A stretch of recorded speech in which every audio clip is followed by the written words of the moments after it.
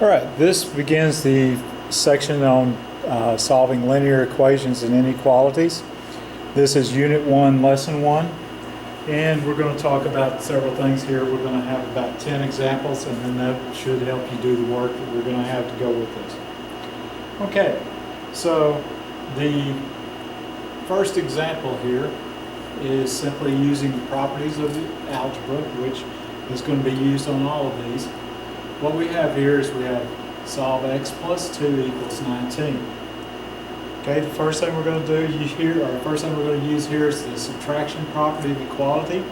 So we're going to subtract 2 from both sides. Once we do that, we have the answer, which is x equals 17.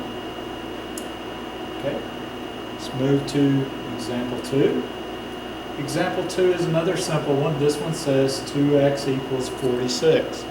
So what we do here is we use the division property of equality, divide both sides by the coefficient of x, which is 2. So we divide by 2, gives us that x equals 23. Alright?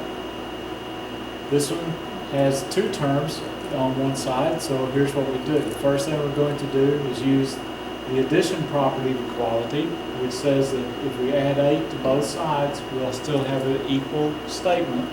So we're going to add 8 to both sides using the addition property of equality. It gives us that 4x equals 48.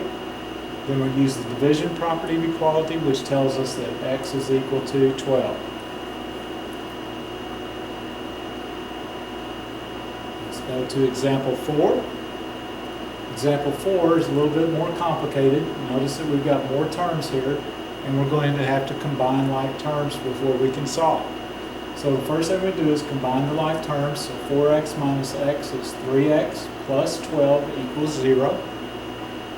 We're going to subtract the 12 from both sides using the subtraction property of equality. So this gives us that 3x equals negative 12. Use the division property of equality, tells us that x is equal to negative 4. Example 5 is a little bit more complicated still. In this case, we have the variable split on both sides, and we have constants on both sides. So the first thing I'm going to do here is I'm going to subtract or add the 7 to both sides using the addition property of equality. So this gives us an equivalent statement that says 11h equals 2h plus 8. Subtract the 2h from both sides using the subtraction property of equality. Tells us that 9h is equal to 8. Use the division property of equality, divide both sides by the coefficient of h, which is 9. So that tells us that h is equal to 8 divided by 9. Alright. Example 6. This time we have a little bit different way of writing this. So this one is going to use the distributive property. So we have to distribute the 4 to the x and also to the 3. Okay, so when we do this, which is the first step of solving this, we get 4x minus 12 equals 8. Use the addition property of equality and add 12 to both sides. Gives us that 4x is equal to 20. Use the division property of equality, which tells us then when we divide by 4 that x is equal to 5.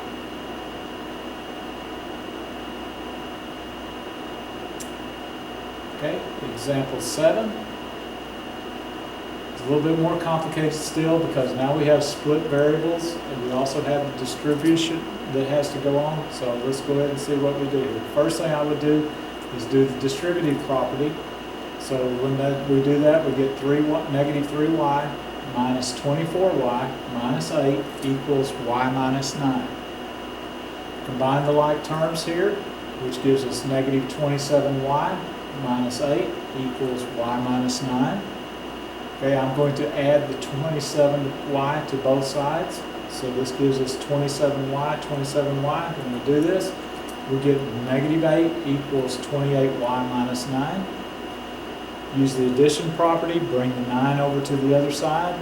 So this gives us 9 added to both sides. So this gives us 1 equals 28y. Divide both sides by 28, gives us 1 over 28 is equal to y. Okay, the last of the equations here actually uses fractions. This one's not too bad because notice that the 6 is the same as 3 times 2.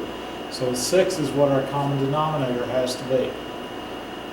Instead of getting common denominators all the way across, what I'm going to do is I'm going to use what I call the fraction killer and multiply this side of the equation by 6 and this side of the equation by 6. Okay, so this gives me this expression right here, 6 times this all in here, and 6 times this all in here. So I'm going to have to distribute the 6 to each one of these. 6 times 1/6 gives me 1, so this gives me g plus 2. Okay, because 6 times 1/3 is 2. Okay, so g plus 2, and when I do this over here, 6 times 1/2 gives me 3g, and 6 times -1 gives me -6. Now I'm going to subtract the g from both sides using the subtraction property. That gives me 2 equals 2g minus 6. I'm going to add 6 to both sides using the addition property. It gives me 8 is equal to 2g. Divide both sides by 2 to get the g by itself, and I have 4 is equal to g. Okay, the next two examples are of inequalities. Inequalities work exactly the same as what we've been doing here with equalities, with the one exception that if you multiply or divide both sides by the same number, then if it's a negative number, you have to flip this symbol around. Okay, so let's go ahead and see what we've got here. They also want us to graph the result with this one. So first thing I'm going to do is I'm going to add the 8 to both sides using the addition property of equality, which gives me 5p is greater than or equal to 10. Going to divide both sides by positive 5, so this gives us p is greater than or equal to 2. So the first thing I need to do is to get a number line to graph it on. And so what I'm going to do is put a solid dot here at 2 and go forever towards infinity to the right. So there's our graph.